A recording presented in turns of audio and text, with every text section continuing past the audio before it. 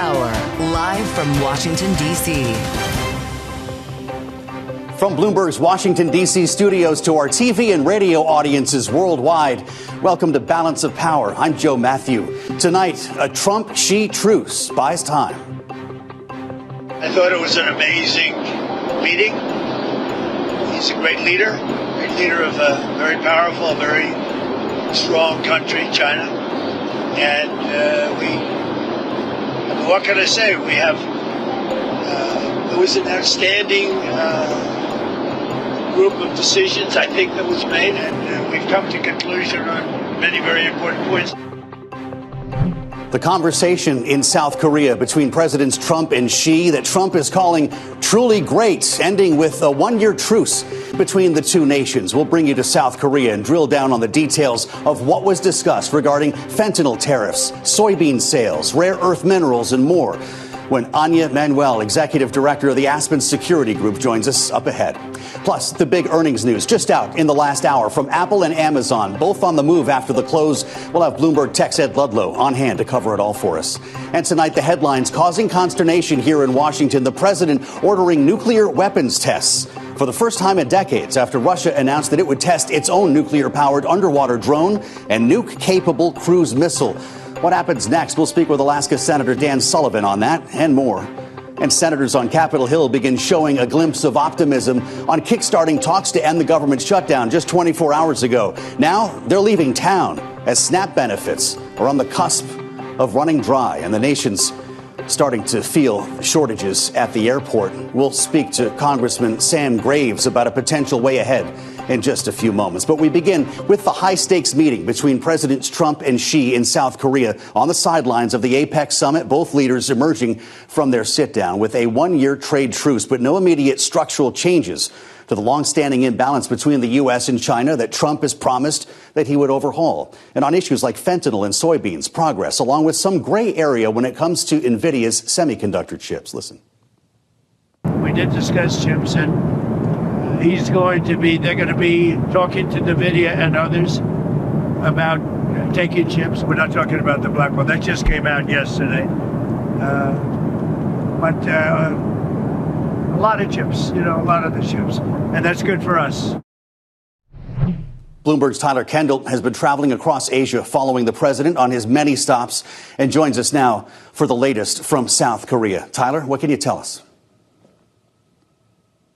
Hey, Joe, good evening. Well, it's clear that this easing of tensions is welcome, but as our analysts at Bloomberg Economics point out, it does not address those key fundamental core issues that help contribute to the standoff between the U.S. and China in the first place, mainly national security, unbalanced trade, and of course, the two countries jockeying for the best position when it comes to dominance in tech. Now, China is about to see an immediate reduction when it comes to their tariffs, as President Trump has pledged to cut that 20% tariff related to fentanyl in half over what he says is a commitment from China to curb those precursor chemicals used to make the drug. This is considered to be significant because it's going to be a boon to China's export market ahead of a critical holiday season. Just for context here, Chinese exports to the U.S. have fallen 17% this year alone. Beyond that, though, a lot of what we got out of this meeting appears to be a pullback from recent escalations in just the past few weeks, right? China's going to delay those planned export curbs on critical and rare earth minerals and, as you mentioned, resume purchases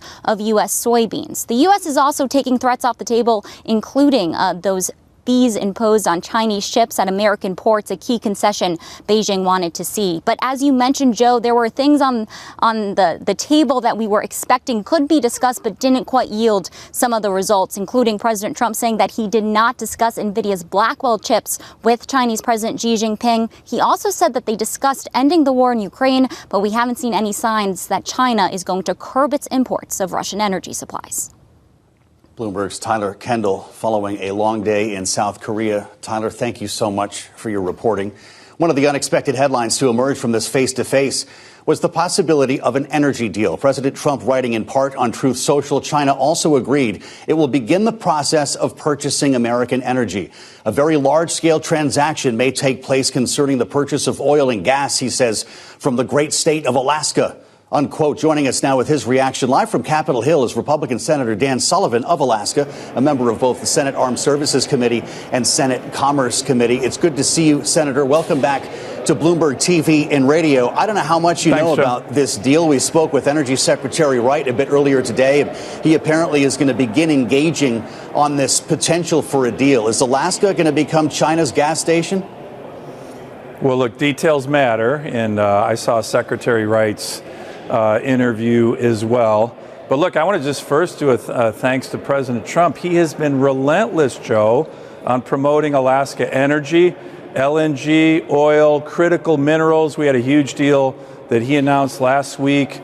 So he and his cabinet have been tremendous supporters of Alaska natural resources. And by the way, that's great for my constituents, but it's really good for America. And it's a huge contrast to the previous administration. Joe Biden's issued 70 executive orders and actions singularly focused to shut down Alaska's resource development and economy. John Kerry went overseas to our Asian allies saying, don't buy American LNG, if you can believe that. He did. So it's a giant contrast. So again, a big thanks to President Trump and his team. Now look, I saw Secretary Bessent said, hey, it was the Chinese who actually asked about Alaska energy, oil, and natural gas. And to be honest, I'm not surprised. The Alaska LNG project is making huge progress right now.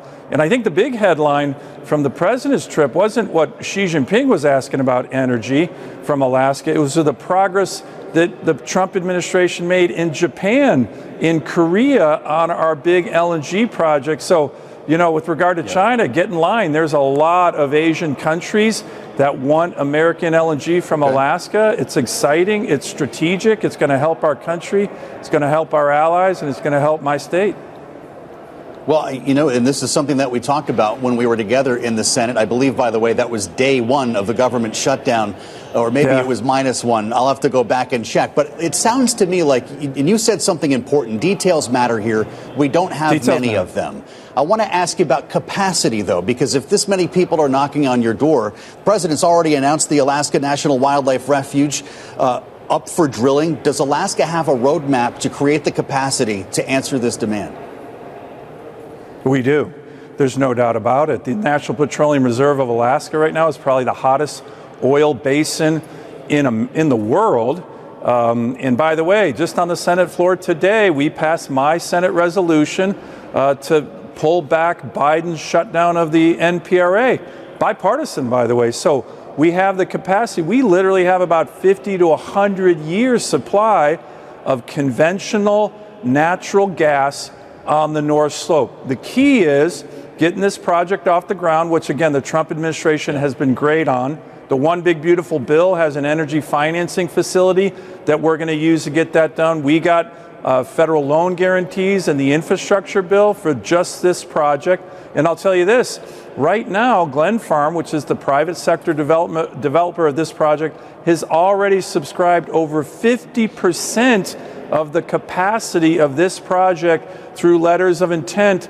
And this is a 20 million metric ton per annum project. So there's a lot of countries, Japan, Korea, Taiwan, Thailand, who have already signed up with LOIs. That's why I meant, you know, China needs to get in line, but I think this project's moving fast and it's moving forward, and the Trump administration has had a lot to do with that.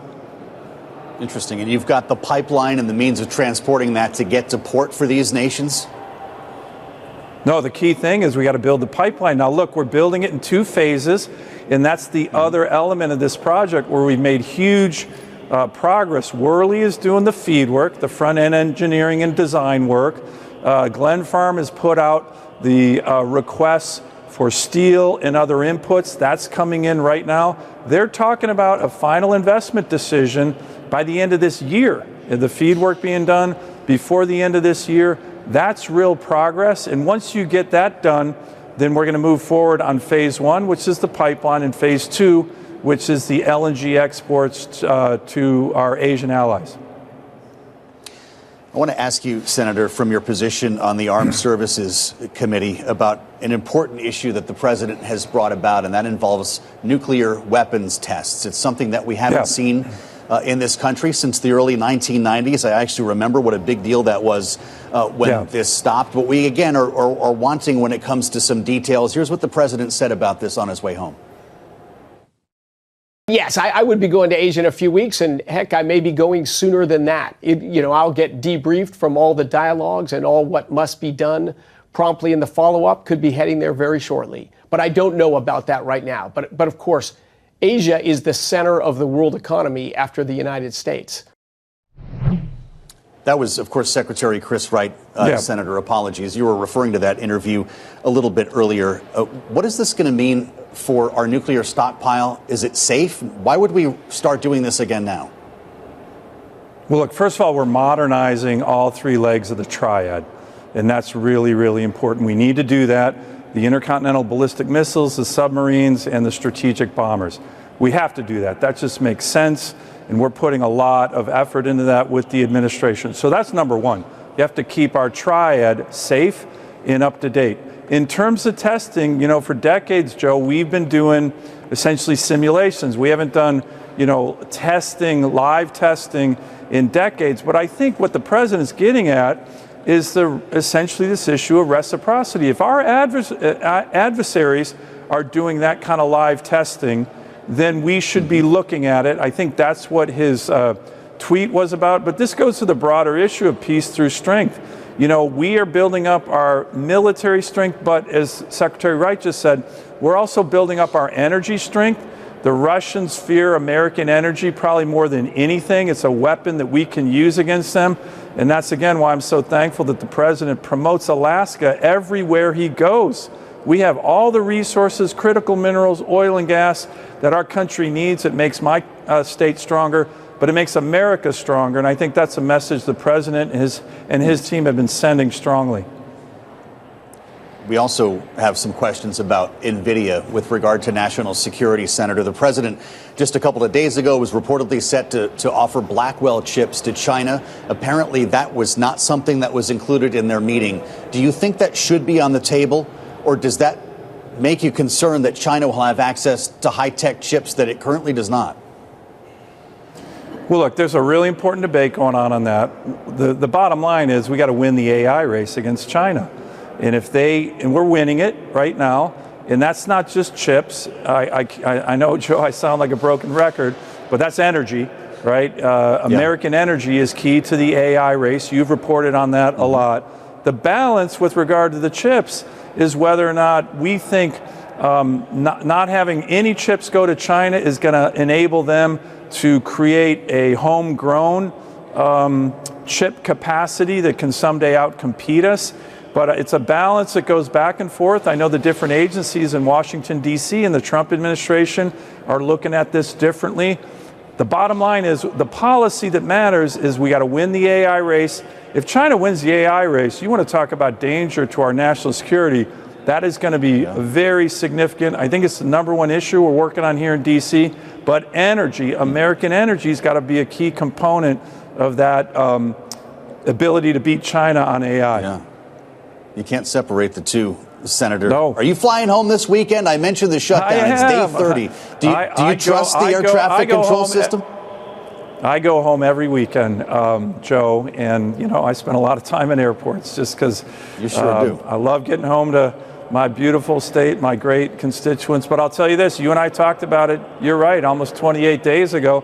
This is still the Schumer shutdown. In the Senate, my Democrat colleagues on the Senate, Democrat side in the Senate are frustrated. And it's not with us. It's not with Donald Trump. It's with Chuck Schumer. Look, we voted last week to pay people who are federal workers who are doing their job because they're required to. There's nothing more American than paying people for work. And yet every Democrat, with the exception of 3, voted against that common sense bill. Pay our troops, pay air traffic controllers, pay TSA. Chuck Schumer's whipping all these Democrat senators to vote against stuff like that. It's maddening. It's the Schumer shutdown. We've now voted 13 times to try to reopen our government with a short-term CR. By the way, that contrasts with the 13 times during the Biden era that we all voted for a short-term CR to keep the government open, including Chuck Schumer. So he's got a perfect record, 13 times voting to keep the government open under Biden, and now 13 times to keep America shut down under Trump. It's hypocrisy, and I'm hoping my colleagues will buck their leadership, Democrat colleagues, and vote with us and open this government. It's starting to hurt people. Well, so much for lucky 13, Senator. I am blown away that the talking points haven't changed in 30 days, but I want to say happy belated Alaska Day to you. And when we get details on this deal with China, come back and talk to us. Republican Senator Dan Sullivan of Alaska. Joe. Thanks a lot. Good luck getting home. Absolutely. Coming up, Apple and Amazon reporting earnings after the bell, sending stocks moving in after-hours trading, and they're both, at the moment, moving higher. We'll get details from Bloomberg's Ed Ludlow. Also, more on the potential security issues at play between the U.S. and China following the presidential sit-down in South Korea when Anja Manuel, executive director of the Aspen Security Group, joins us up ahead. This is Bloomberg TV and Radio.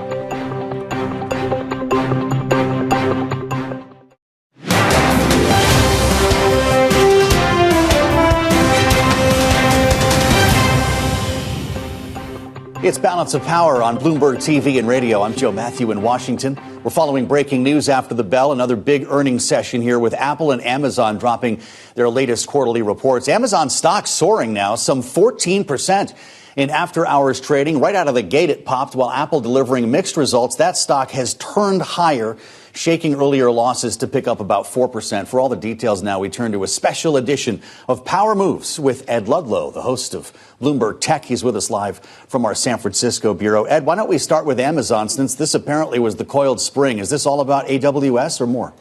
Yeah, coiled spring is one way of putting it. Because all of the other cloud companies or hyperscalers have gone first, there was anxiety going into this quarter, and then Amazon and Amazon Web Services smashed it out of the park.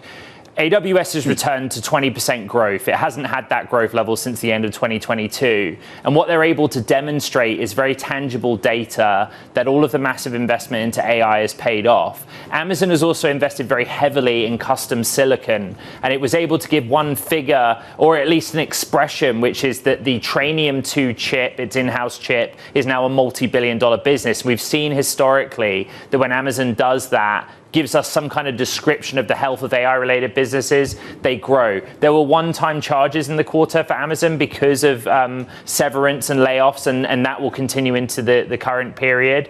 But they're also able to use that cloud business, which accounts for the majority of operating income, to offset the retail business where they kept prices low to keep the consumer in this tariff environment. Then there's Apple. The catalyst that swung Apple from a decline to a gain of now 5% was commentary from the CFO, Kevin Parekh, that going into the holiday quarter, they're seeing revenue growth of 10 to 12%. Remember that the quarter that Apple just reported ended September 27th. The new iPhone 17 went on sale September 19th, so you only have 8 days of data. There was a very big miss in China that they haven't explained yet, and tariffs hit this company, $1.1 billion in the quarter. A lot more questions.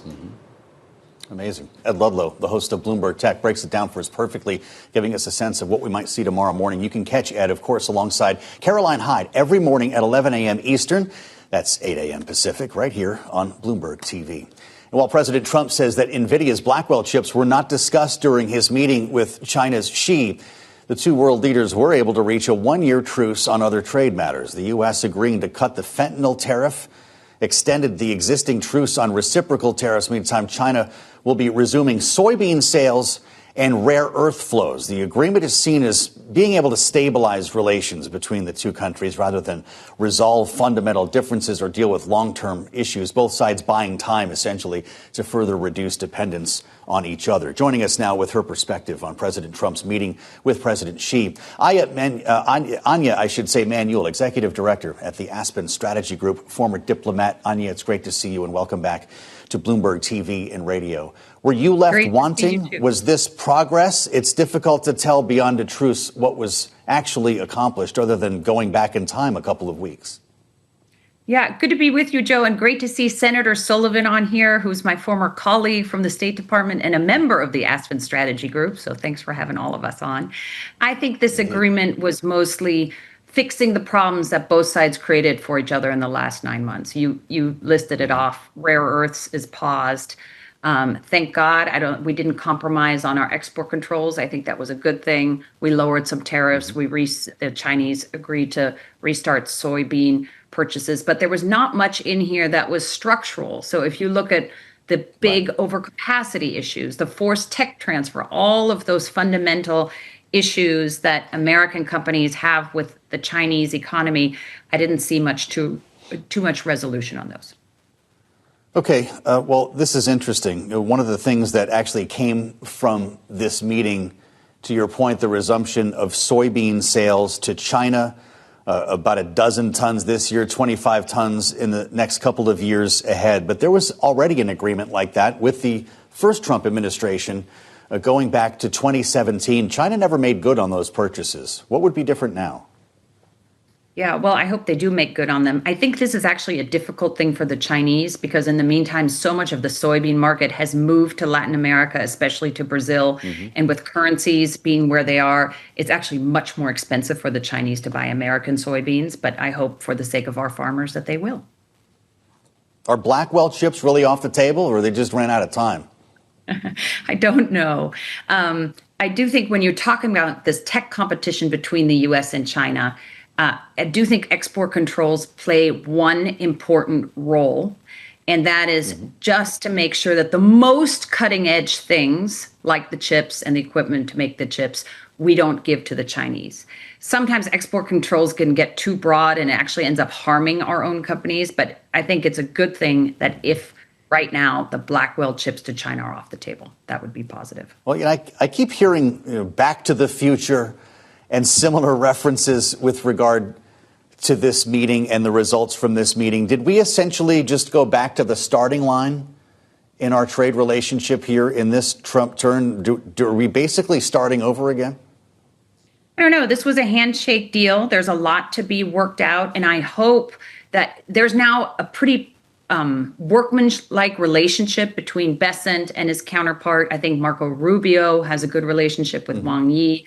And so I hope that this meeting between the two presidents is just a starting point and we actually start addressing some of these difficult issues. Also, in addition to trade, not a lot of discussion of what's going on the security side between the two countries. Yeah. And that is increasingly dangerous. So let's hope we keep talking. Well, we're struck indeed by some of the other things that were left out. It wasn't just NVIDIA. The president said Taiwan didn't even come up, which I find fascinating. And we got nowhere on TikTok, Anja. What's going to happen with the app? I don't know what's going to happen with the app. You and I have even had interviews on this. This has been a saga that's been going on, I think, since 2020. So it's anyone's guess what happens with the TikTok deal. I do think on the security issues, it might be okay that Taiwan didn't come up. It's very tense right now. And I would say on the positive front, the Trump administration has really continued to the military-to-military dialogue that Biden and Xi negotiated in 2023. And the Trump administration has, to their credit, really continued that. So that's important. The president says he's going there in April. We'll see if it happens. Anja Manuel, executive director of the Aspen Strategy Group. It's great to have you back on the heels of this meeting. And coming up, Vice President J.D. Vance hosting airline executives today at the White House as the shutdown continues to impact air travel. Now on day 30, we're going to discuss the details with Republican Congressman Sam Graves, who chairs the House Transportation Committee and got caught up in some of the issues at the airport today. His story next on Balance of Power, only here on Bloomberg TV and radio.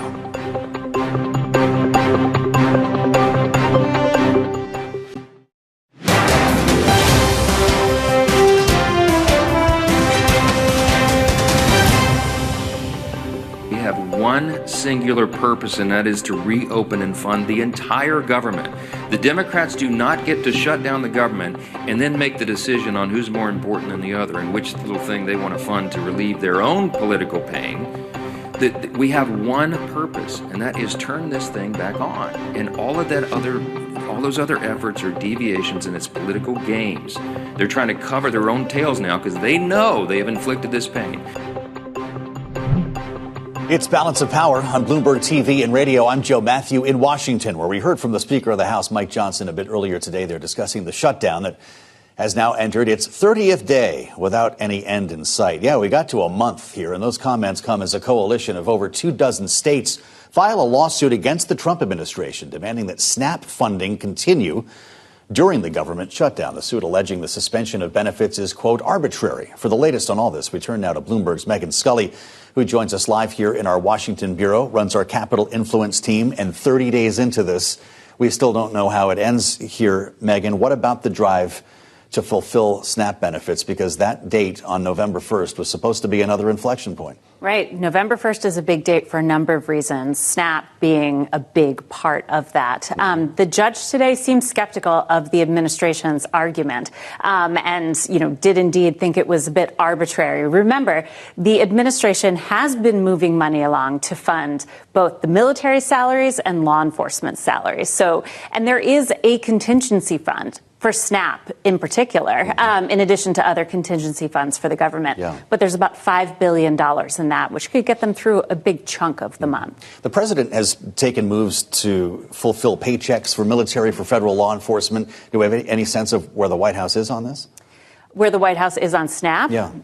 Or is this a cudgel or a Democrat program, as he calls it? It's certainly a cudgel that they are hoping to use to keep to bring the shutdown to an end. Mm-hmm. We saw that play out on the Senate floor just yesterday when you saw John Thune, who is usually a pretty even-keeled guy, the Senate Republican leader, get very, very angry on the floor, and there was a lot of tension between him and the Democratic senators who were trying to push SNAP to be funded. Now, he doesn't have a unified caucus, though. There are other Senate Republicans, including Josh Hawley from Missouri, who's very nervous about not funding SNAP come Saturday. That is another attempt at solving this legislatively, but even if it passes in the Senate, it's going nowhere in the House, right? Exactly. It would be more messaging. Of course, they could always bring it up, and you see it in the House when they gavel in to one of their just pro forma sessions. But the House has been out of town since September 19th, and they haven't actually taken a roll call vote since then. Imagine that. It's been, It's been 45 days. That's incredible for the House. Yeah, I think my kids' summer recess is about that long. Saying a lot. Megan, thank you.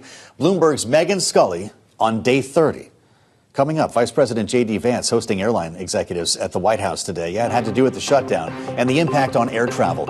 We'll discuss the details ahead with Republican Congressman Sam Graves. He chairs the House Transportation Committee. Up next on Balance of Power on Bloomberg TV and radio.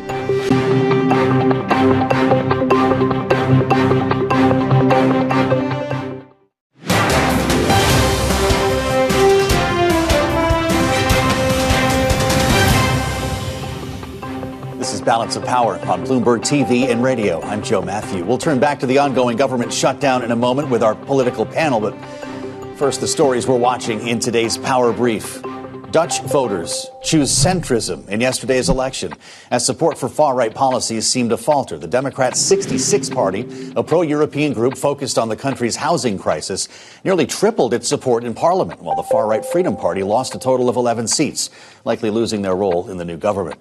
The most likely path for the D66-led government would be a centrist coalition with the moderate Christian Democrats, the Green Left Labour Group, and the center-right People's Party. The fragmentation of the Netherlands Parliament makes the country among the slowest in Europe to form a government. Hurricane Melissa has devastated the Caribbean, killing now dozens of people in Jamaica, Haiti, and Cuba, causing more than $8 billion in damages. All international tourists are safe and accounted for, we can report, though airports in Jamaica have shut down, leaving 25,000 stranded.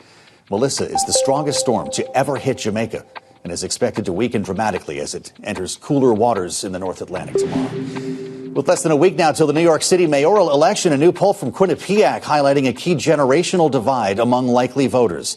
Democratic nominee Zoran Mamdani leads with 43% support among likely voters.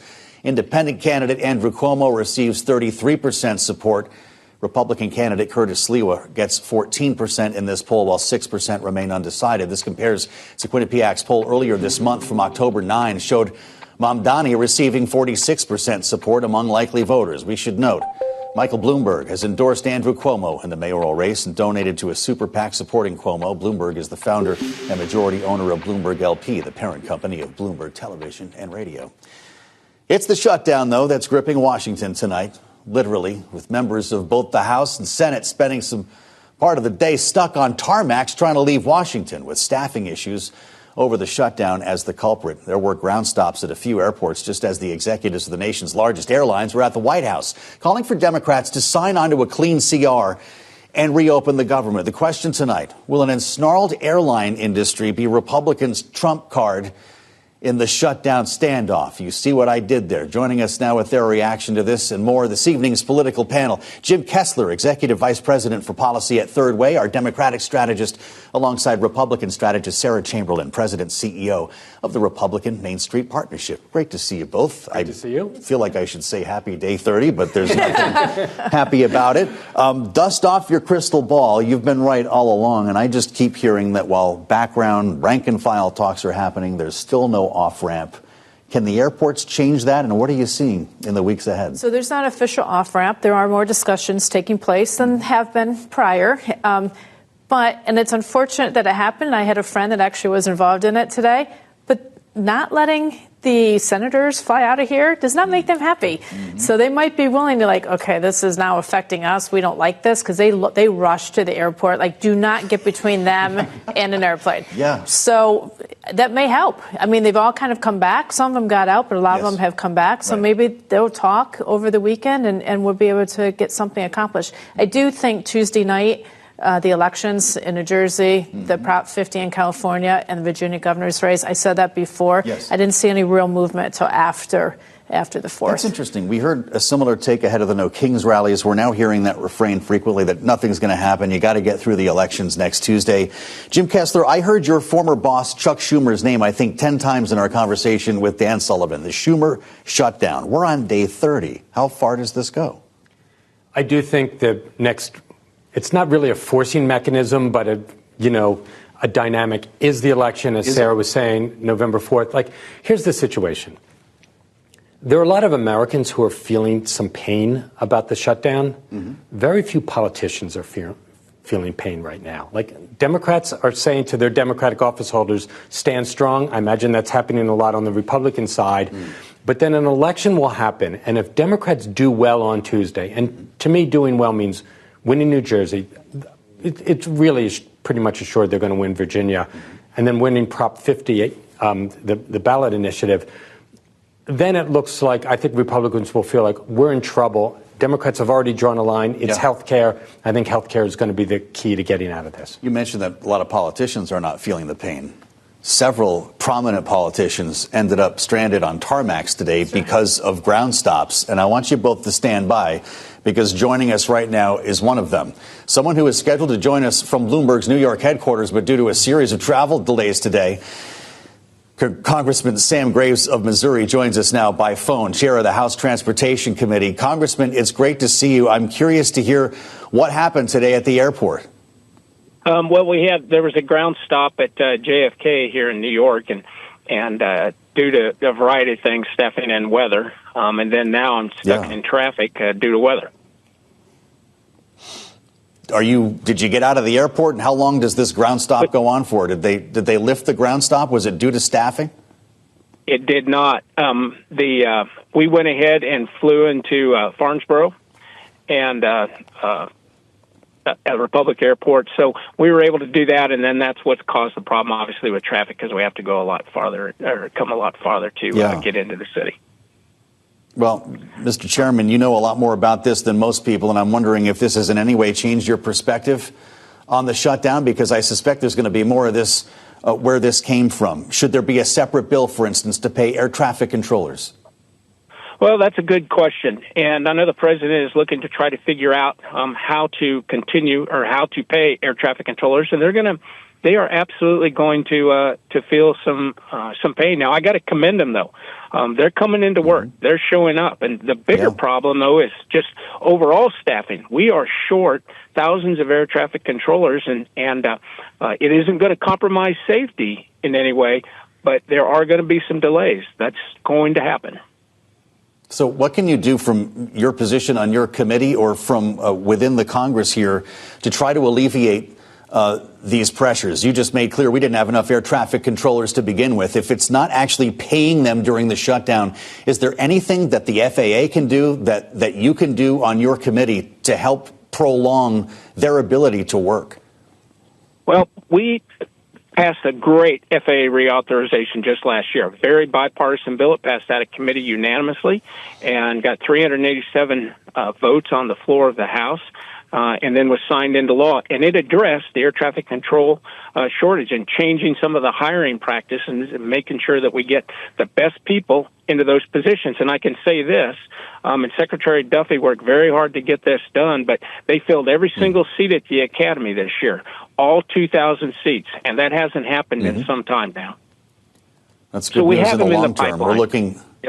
Understood. We're looking at images right now of Vice President J.D. Vance, who held a meeting with airline executives and other industry representatives, including Chris Sununu, today at the White House. Congressman, he predicted that the holiday travel season could be a disaster if this shutdown continues. Do you agree?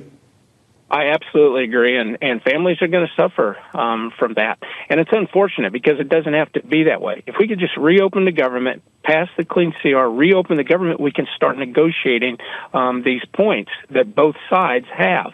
And it's extraordinarily damaging when you've got individuals that are more concerned about their primary politics than they are about the American people. And we got people out there that are going to miss their nutrition programs. They're going to miss flights, as you pointed out, due to the holiday season. They're going to miss paychecks.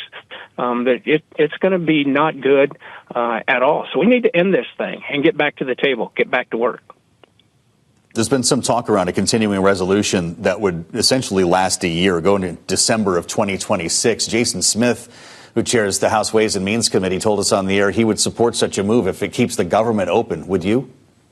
Yes, if it keeps the government open, that is one of the options that we are looking at, of course. You know, our viewers and listeners should know that you're not only chair of the Transportation Committee and got bogged down in this mess today, but you're also a pilot. Is it safe to fly right now, Congressman? Will it be safe to fly in weeks from now? It is safe to fly. And I was on a plane today, and I will be on a plane again tomorrow. One thing that the Secretary of Transportation, Sean Duffy, made very clear is we will not compromise on safety. We will have delays, but we will not compromise on safety. And that's an absolute fact. It is safe to fly. That's not going to be the problem. We hope you get to where you're going safely, Congressman. Republican Sam Graves of Missouri, we thank you. Thank you. As always, for the insights. Back with us, our political panel, Jim Kessler and Sarah Chamberlain. What'd you think of what we just heard? This is the chairman of the Transportation Committee getting caught in a ground stop. I guess that means it could or would happen to all of us. Right, absolutely. It can happen. I will say Secretary Duffy is doing a good job. Yeah. I mean, we digress a little bit, but what Newark was running there, I mean, my daughter didn't even know what floppy disks were. I mean, that's how scary it is. So Sean Duffy has stepped it up. What's going on now is because of the shutdown, the Schumer shutdown. And we have got to get this reopened, and I'm sure we can deal with the ACA. We can compromise on that. Did this fulfill any of your vision on how this ends? Well, I just want to say that in the first 7 months of this year, so pre-shutdown, there were more ground stoppages, tarmac delays of 3 hours or more in the first 7 months of this year than 2022, 2023, and 2024 full years combined. Yeah. And that is because of what DOGE did. And I think Secretary Duffy is doing a good job. And he was the first cabinet official to say what DOGE is doing and these crazy layoffs that we saw with, the rifts that we saw with air traffic controllers was a disaster. Look, this is going to be decided when health care is decided. And I think what's going to be decided after November 4th. I mentioned the meeting that J.D. Vance held today at the White House. Interesting opportunity to get in front of cameras while the president was flying home from South Korea. He had the CEOs of American and United Airlines there. He had industry trade groups represented, some other representatives from Capitol Hill as well. Let's listen to what he said when he spoke with reporters after. They are trying to take a hostage, and we can't reward that behavior. If we do that, if we say, yes, of course, we'll give you everything that you want if you reopen the government, you know what's going to happen? In 3 months, they're going to come back to the administration, and they're again going to say, we're going to shut down the aviation industry. We're going to deny people SNAP benefits unless you give us exactly what you want. That's how a child behaves. That is not how a responsible governing party behaves in the United States of America. So, Jim Kessler, that represents what we hear from a lot of Republicans here on Bloomberg TV and radio. What is your response? So I think this is one of the reasons why Democrats feel like they're doing well in sort of the messaging battle on this. Because Democrats have a single message on this, which is there's 20 million people whose health insurance is going to rise somewhere between 20% and 100% if we don't continue these ACA subsidies, and that's what they're fighting for. So they have a singular message, and Republican messages, like it started out with sombreros on Hakeem Jeffries, and then it became like the Schumer shutdown, and so it's like it's moved from X to Y to Z, and Democrats are saying like we just want a deal on health care, on Obamacare. This will help 20 million people. Let's do it. So I think it's one of the reasons why they've stayed firm. It does strike me that if Democrats wanted to pass the clean CR, November 21st is in like 5 minutes. Right. We would find ourselves in another budget fight and a potential shutdown again before the end of the year, would we not? If they say, okay, we're willing to compromise, we believe you that when the Republicans say we do want to do the ACA fix, we have to open the government first, I think probably the House would have to do an extended CR.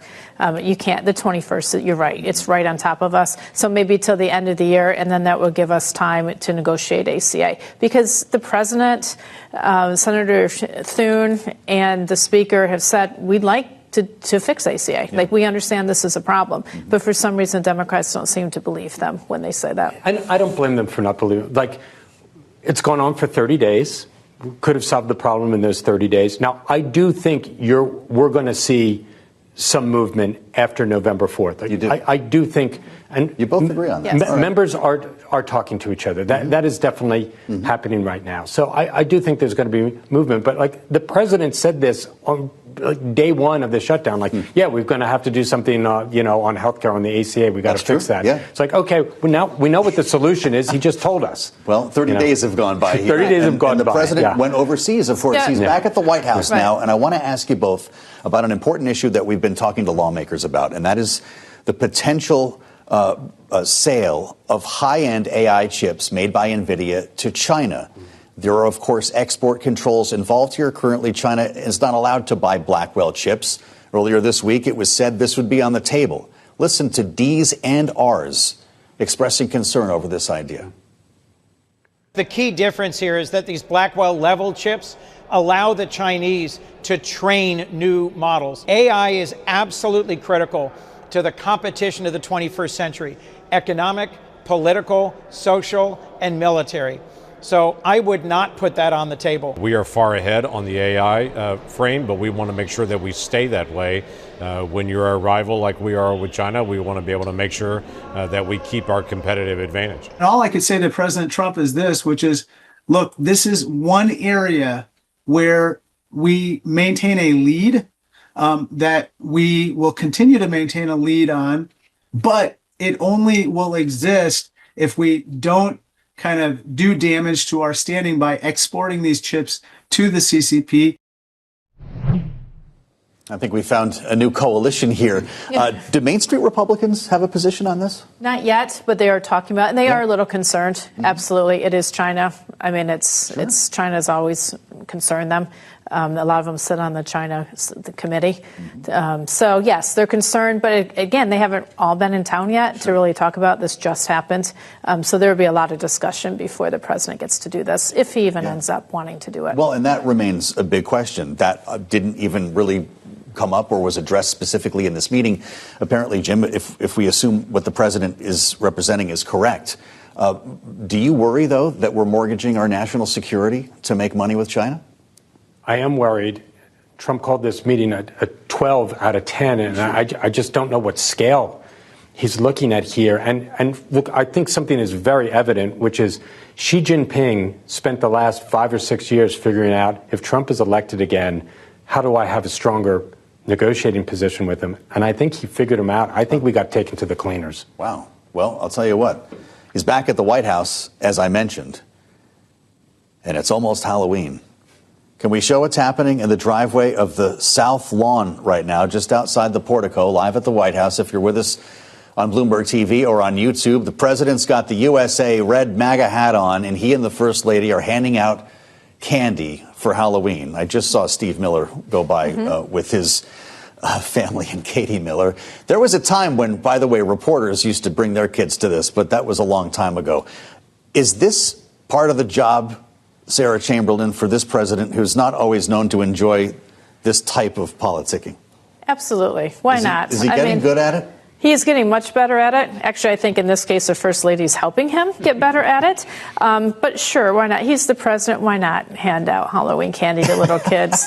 I mean, they do the Easter egg roll for years, and my daughter used to love going to that. Do they have to step over rubble from the East Wing to get to the candy here, Jim? What's happening? Yeah, I think people should dress as construction workers and go in and do something. But I think, this is not naturally what Donald Trump does best, this sort of... He's good at play acting, but not this type of play acting, but good for him. Well, I guess so. Look, this is a man who has been overseas for quite a few days here, just flew overnight after meeting with President Xi. There is something to be said here, I guess, for the stamina, no? Well, supposedly the First Lady asked him, I need you home for this. I need you to get home for Halloween? Yeah, happy life, happy wife, happy life. Okay, very good. Pretty interesting. Boy, we had Spider-Man go by as well. This is really getting good, guys. It's nothing that I was expecting. When it comes to this White House, obviously this is a president who's back in town now, and I'm waiting for the order tomorrow to bring the lawmakers back. I'm coming up to the Hill to make a deal. Is that another potential off-ramp? There is a feeling among Democrats that Republicans are just going to wait until Donald Trump says it's time to go. And again, a month ago, Donald Trump in the Oval Office, freelancing with his words, said, it's health care. We're going to have to do something about health care. So this is going to be about health care. And the president, he's got to snap his fingers and then everybody gets to work. We don't have any minions so far. Do you guys remember when you put the candy on the minion's head? I'm also wondering, do we have anything from the pool on what kind of candy they're handing out? I'm guessing that these are full-size candy bars. Maybe. Sarah Chamberlain, does Donald Trump end the shutdown by calling everyone together at last? I believe next week, again, after the election on the 4th. Yeah. I would tell you, Republican Main Street Partnership is actually standing up next week and doing events because so many of our members are going to be in town. Interesting. So they're already planning on coming, and that's not Donald Trump hasn't talked to them yet about it. Are they waiting for that call, though? Is that the buzz when you talk to members? They're waiting for something. Yeah, right. That's it. I mean, they're really waiting for Chuck Schumer in the Senate to say, okay, we're going to move forward with this and open up the government. Got it. I can tell you, by the way, from the White House press pool, the first couple is handing out full-size Hershey bars and Twizzlers in boxes with the presidential seal. Pretty cool souvenir. Yeah. Jim Kessler, Sarah Chamberlain, thanks for celebrating Halloween with us. Who knew? Check out the Washington Edition newsletter on the terminal and online. And thank you for joining us on Balance of Power. That was sweet. This is Bloomberg TV and Radio.